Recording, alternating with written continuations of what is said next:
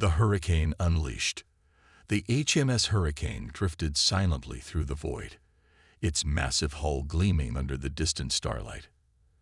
At 1.8 kilometers in length, the Hurricane-Class Battleship represented humanity's greatest achievement in military engineering, the pinnacle of what Earth's unified governments could produce after decades of peaceful space exploration had suddenly given way to the need for defense. Captain Maya Chen stood on the command bridge, her dark eyes reflecting the holographic display, showing the ship's position at the edge of the Arcturian system. Her weathered face remained expressionless, but her mind raced with calculations and contingencies. "Status report," she said, her voice calm but commanding. Lieutenant Commander Jackson responded without looking up from his station. "All systems nominal, Captain. Long-range scanners are picking up unusual activity in the asteroid belt. Signature doesn't match any known human vessels." Chen nodded slightly. "First contact protocol Zeta. I want all hands at ready stations, but weapons systems in passive mode. Let's not appear hostile until we know what we're dealing with." The bridge crew moved with practiced efficiency.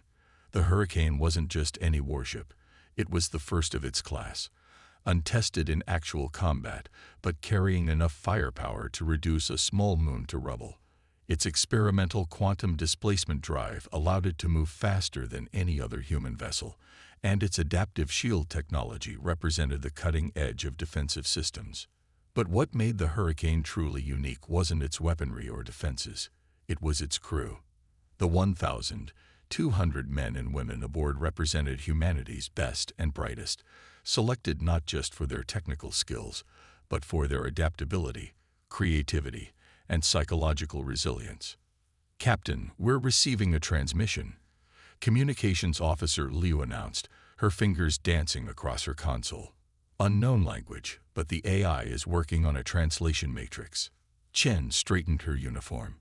On screen, the main view screen flickered to life, revealing a being that could only be described as insectoid. Multiple compound eyes glistened beneath a carapace that shimmered with metallic undertones. When it spoke, its mandibles clicked rhythmically.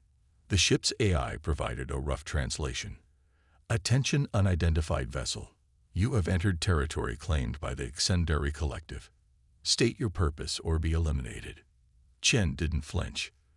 "This is Captain Maya Chen of the Earth vessel HMS Hurricane. We are on a peaceful exploration mission. We were unaware this system was claimed by any civilization." The alien's mandibles twitched in what the crew would later learn was an expression of disdain. "Your primitive vessel poses no threat to the collective. You will power down your engines and prepare to be boarded. Your technology will be evaluated for potential value before your disposal." The bridge fell silent. "They're scanning us," Tactical Officer Rise reported, his voice tight. "Deep penetration scans. They're cataloging our weapon systems." "Let them look," Chen replied, a hint of a smile playing at the corner of her mouth. "Lieutenant Commander Jackson, activate Faraday protocols. Let's give them something interesting to see." Jackson's fingers flew across his console. "Faraday protocols engaged, Captain. They're seeing our decoy systems only." The Ingenuity commander's mandibles clicked rapidly. "Your weapons technology is primitive. Projectile-based kinetics and rudimentary energy beams. Your destruction would waste minimal resources. However, your propulsion system shows potential for harvesting. You have one planetary rotation to surrender your vessel." The transmission cut abruptly. "They've closed the channel," Liu reported. Chen turned to face her crew. "Opinions?" Strategic Operations Officer Valentina Sokolov spoke first, her Russian accent thick with contempt. "They've underestimated us, Captain. Their scans detected only our surface weapon systems. The Faraday protocols mask our true capabilities.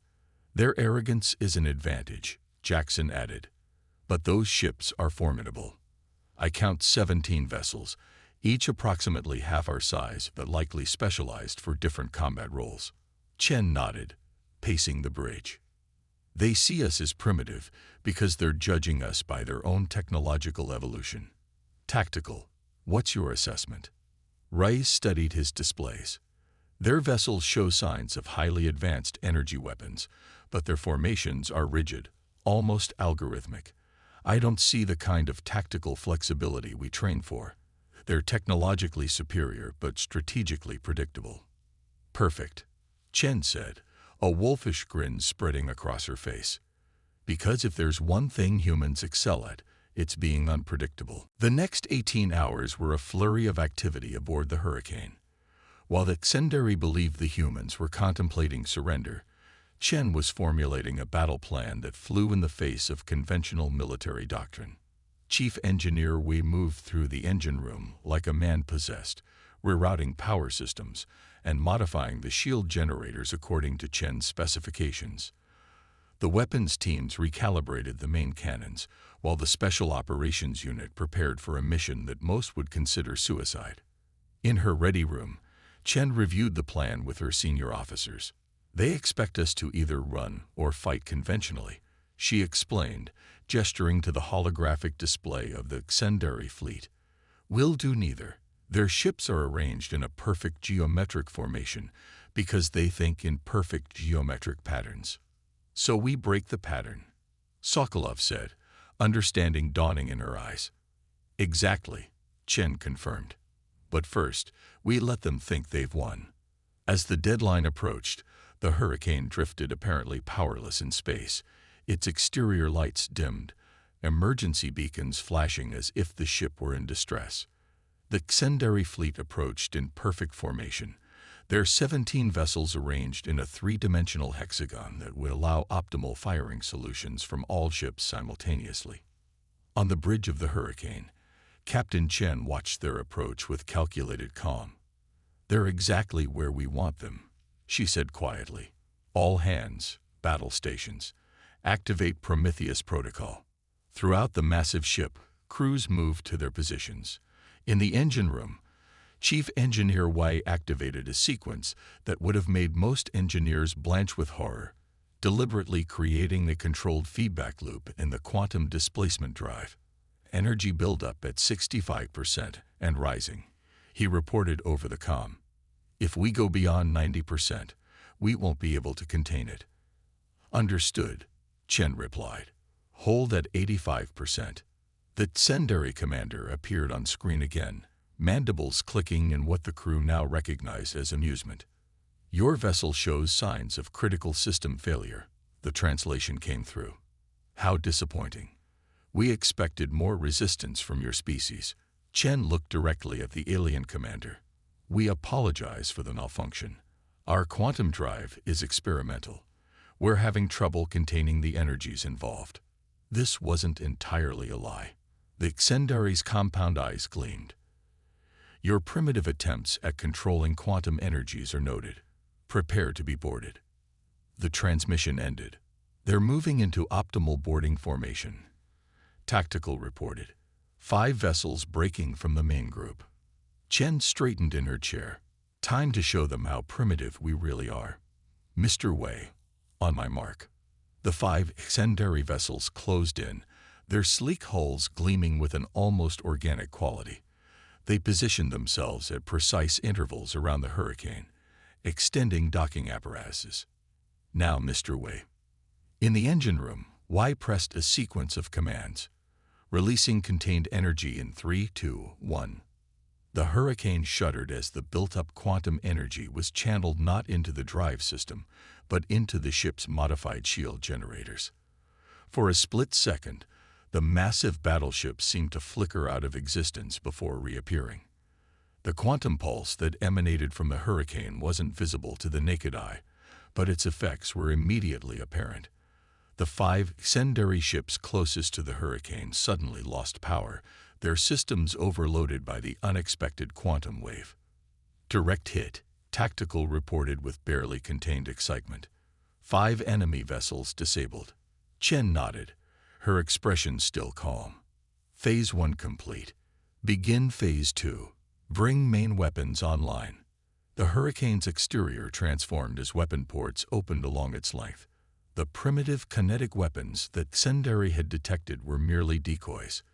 The real weapons were something else entirely. graviton beam emitters capable of temporarily increasing the local gravitational pull by a factor of 1,000 within a highly focused area. Target the central command vessel, Chen ordered. Full graviton spread. The Hurricane fired. Invisible beams lanced out, striking the Tsenderi command ship. The effect was instantaneous. The alien vessel crumpled inward, as if being crushed by an invisible fist, its hull integrity failing under forces it was never designed to withstand. One down, Chen said quietly. Execute evasive pattern Delta. Prepare for their counterattack. The remaining Tsenderi ships broke their perfect formation, scattering in apparent confusion before regrouping in a new pattern. Response came moments later, a barrage of energy weapons fire that lit up space with blinding intensity. The Hurricane shuddered as several beams made contact with its shields. Shield integrity at 82%, Jackson reported. Their weapons are impressive. Chen's expression remained unchanged. Engage secondary drives. Tactical pattern Epsilon. The massive human battleship moved with shocking agility, pivoting and accelerating in ways that should have been impossible for a vessel of its size. The Tsenderi weapons fire followed, but always a fraction of a second too late. They're adapting, Sokolov warned. Their firing solutions are becoming more accurate. Chen nodded. They learned quickly. Time for Phase 3. She opened a channel to the Special Operations Bay. Commander Walsh, you are clear to deploy. Understood, Captain, came the reply. Strike team launching now. From the Hurricane's ventral launch bays, 12 small craft emerged, each carrying a team of specially trained operators. While the Tsenderi focused their attention on the battleship, these smaller vessels disappeared into the asteroid field, their stealth systems rendering them nearly invisible. As the battle between the Hurricane and the Tsenderi fleet raged, these teams closed in on their targets. Storm of humanity. The void between stars erupted with energy as the Hurricane executed a series of maneuvers that defied the Tsenderi tactical computers. No vessel of that size should be able to change direction so rapidly, yet the human battleship sliced through space like a predator, its movements fluid and unpredictable. Their formation is breaking, Tactical Officer Rise reported, his eyes glued to his display. They're splitting into 3 attack groups. Captain Chen nodded, studying the holographic battle projection. They're attempting to flank us. Predictable, but effective. She tapped her comm. Commander Walsh, status report. The voice of the Special Operations Commander came through, punctuated by static. Teams in position, Captain. Awaiting your signal. Execute, Chen ordered simply. Throughout the asteroid field, the 12 stealth craft activated their specialized equipment. Each contained a quantum resonator, a device developed from the same technology that powered the Hurricane's main drive. These resonators began broadcasting on frequencies specifically calculated to interfere with Tsenderi communication systems. The effect was immediate. The precise coordination that made the Tsenderi fleet so formidable began to falter. Their communications are degrading, Liu announced from her station. Their formation is becoming erratic. Chen allowed herself a small smile. Now we press the advantage. All weapons target the nearest attack group. Full barrage. The Hurricane unleashed its full arsenal for the first time. Graviton beams lashed out alongside more conventional weapons, high-energy plasma torpedoes, and magnetically accelerated projectiles that carried tactical antimatter warheads. The combined assault overwhelmed the shields of 3 Tsenderi vessels, reducing them to expanding clouds of debris. But the Tsenderi were not defeated easily. Despite their communications difficulties, they adapted quickly, switching to what appeared to be some form of backup system. Their counterattack came with renewed coordination, a storm of energy weapons fire converging on the Hurricane from multiple vectors. Shields at 47%, Jackson reported, his voice tight. We can't sustain this level of fire for long. A massive impact rocked the ship, throwing several bridge officers from their stations. Emergency systems activated as compartments throughout the vessel reported damage. Port shield generator is offline. Wei's voice came through the comm, strained but determined. Rerouting power, but we need 2 minutes to stabilize. Chen's expression remained composed despite the chaos around her. We don't have 2 minutes. Tactical, give me options. Rise worked frantically at his station. If we divert all power to the starboard shields and present that side to the enemy, we might buy the time we need. Do it, Chen ordered. Helm, bring us about. Present our starboard side to the main secondary force. The Hurricane rotated ponderously, its damaged port side turning away from the enemy fire. For a moment, it seemed the strategy would work, but then the secondary surprised them. Instead of continuing their attack against the Hurricane's stronger shields, several enemy vessels accelerated suddenly, positioning themselves to attack the vulnerable port side. They've anticipated our maneuver, Sokolov said, genuine respect in her voice. They're more adaptable than we thought. Another series of impacts rocked the ship, more violent than before. Warning lights flashed across every console on the bridge. Hull breach on decks 7 through 9, Jackson reported grimly. Emergency bulkheads holding, but we've lost the primary power conduits to the main weapons array. For the first time, concern flashed across Chen's face. Engineering, options. Chief Engineer Wei's voice came through, background noise, suggesting frantic activity in the engine room.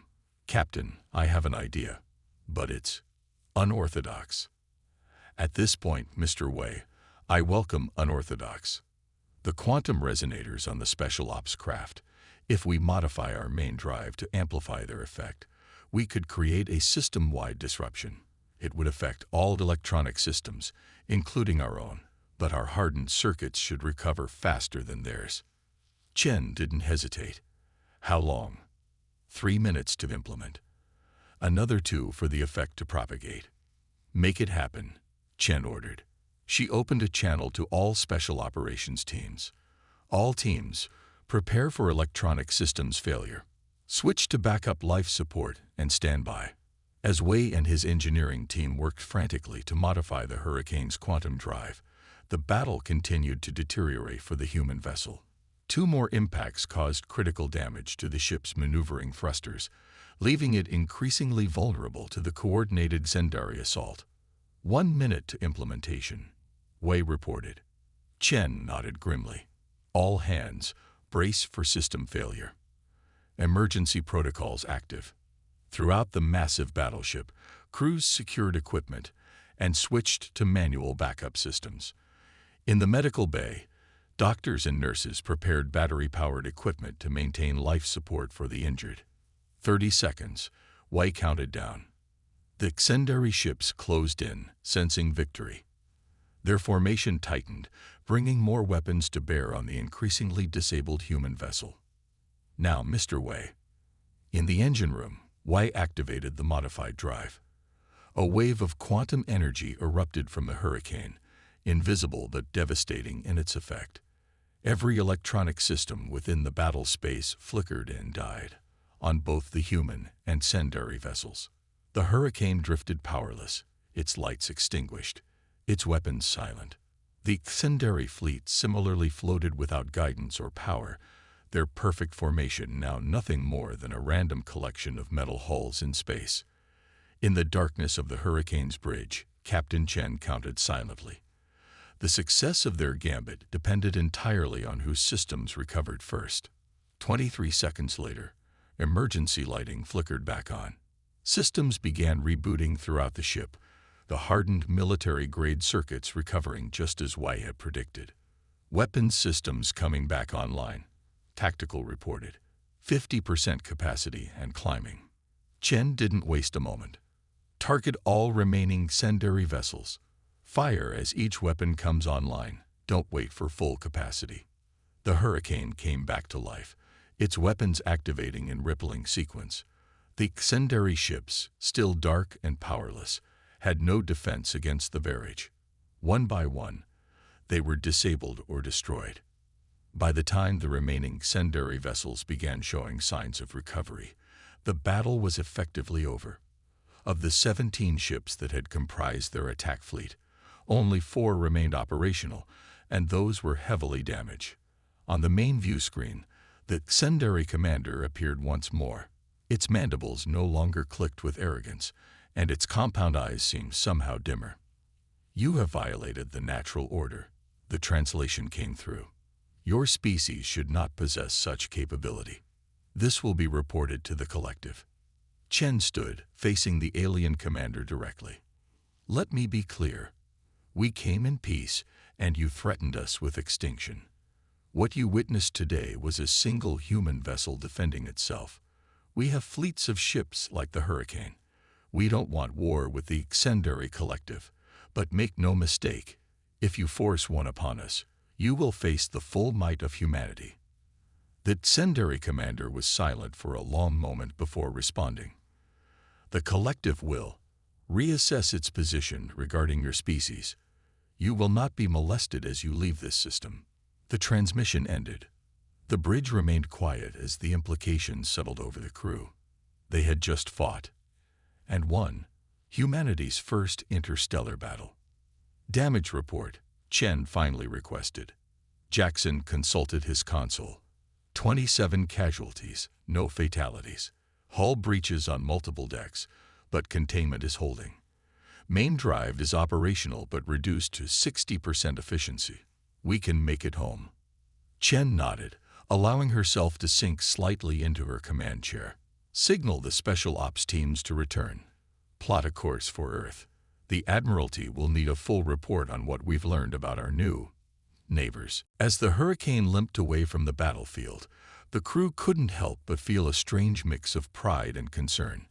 They had proven humanity's worth against a technologically superior enemy, but in doing so, they had announced humanity's presence on the galactic stage in the most dramatic way possible.